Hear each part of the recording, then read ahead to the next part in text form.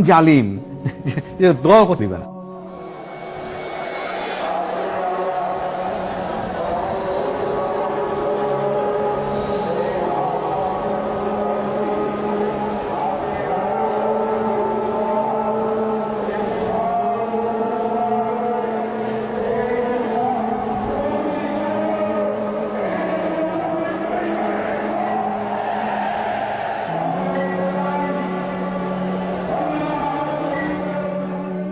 দুপুর থেকে ঢাকার বিভিন্ন পয়েন্টে অবস্থানকারী হেফাজত কর্মীরা মতিঝিলের দিকে আসতে থাকে।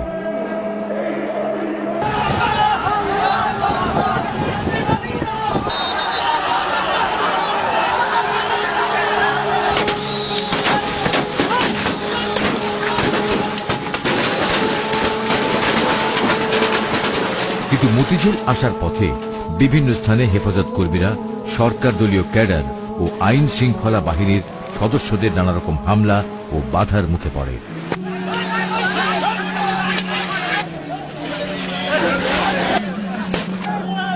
সবচেয়ে ভয়াবহ হামলা করা হয় মতিঝিলের প্রবেশ মুখ পল্টন এলাকায়। এখানে পুলিশ, র্যাব ও আওয়ামী সন্ত্রাসীদের ত্রিমুখী হামলায় হেফাজত কর্মীরা দিশেহারা হয়ে পড়ে।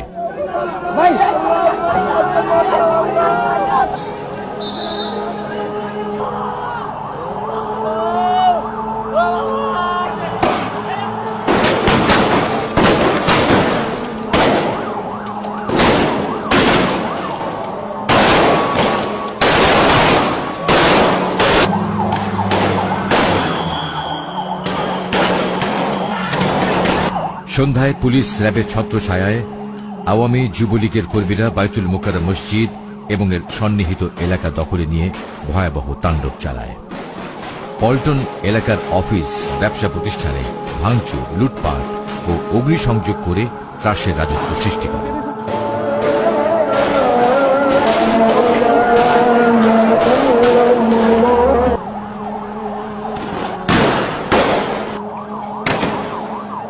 এ সময় এখানকার জুয়েলারি দোকানে লুটপাট, জায়নামাজ, আতর, টুপি, তসবিহ ও কোরআন শরীফের দোকানসমূহে আগুন লাগিয়ে দেওয়া হয়। পুড়িয়ে দেয় হাজার হাজার কোরআন শরীফ।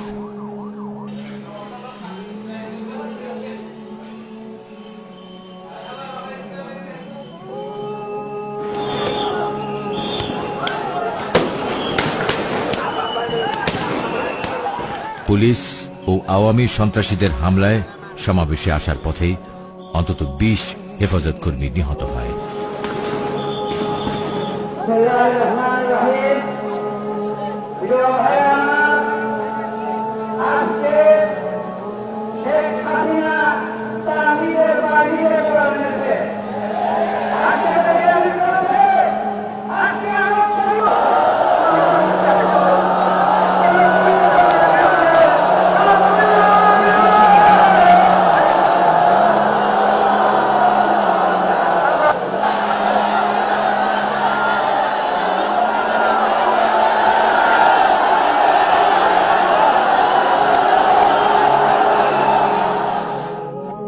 আমাদের কাছে প্রশ্ন করা হয়, ৬টার পরে আপনারা কেন অবস্থান করলেন?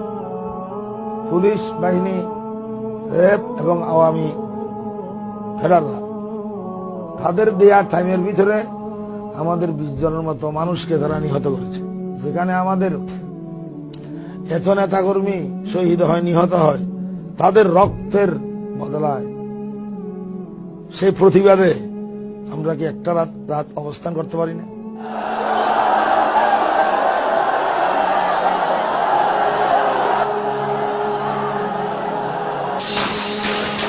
রাত ৮টার দিকে দৈনিক বাংলার দিক থেকে মতিঝিলের মূল সমাবেশে বিপুল সংখ্যক পুলিশ প্রথমবার হামলা চালায়। কিন্তু সমাবেশকারীরা রুখে দাঁড়ালে পুলিশ তখন দৈনিক বাংলা মোড়ে অবস্থান নেয়। এ সময় সমাবেশ স্থলের সমস্ত সড়ক বাতি নিভিয়ে দিলে মতিঝিল ও এর আশপাশের এলাকা অন্ধকারাচ্ছন্ন হয়ে পড়ে। সমাবেশের মাইকগুলোর সংযোগ বিচ্ছিন্ন করে ফেলা হয়।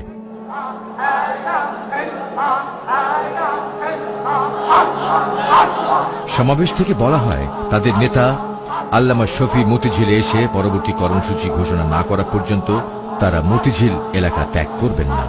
আল্লামা শফি তখন মূলত লালবাগে আইন শৃঙ্খলা বাহিনীর নজরদারিতে আটকে গেছেন।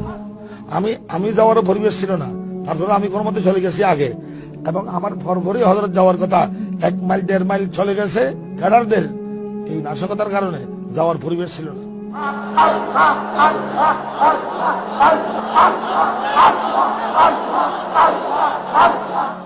যারা বেশি ক্লান্ত হয়ে গেছে তারা ঘুমে গেছে, আর বাকিরা জিকির করতেছে। সেই ঘুমন্ত অবস্থায়, জিকিররত অবস্থায়, অন্ধকার রাত্রে এইভাবে কোনো নিষেধাজ্ঞা জারি করা ছাড়া, 144 দ্বারা জারি করা ছাড়া এইভাবে অভিযান, পুলিশের অভিযান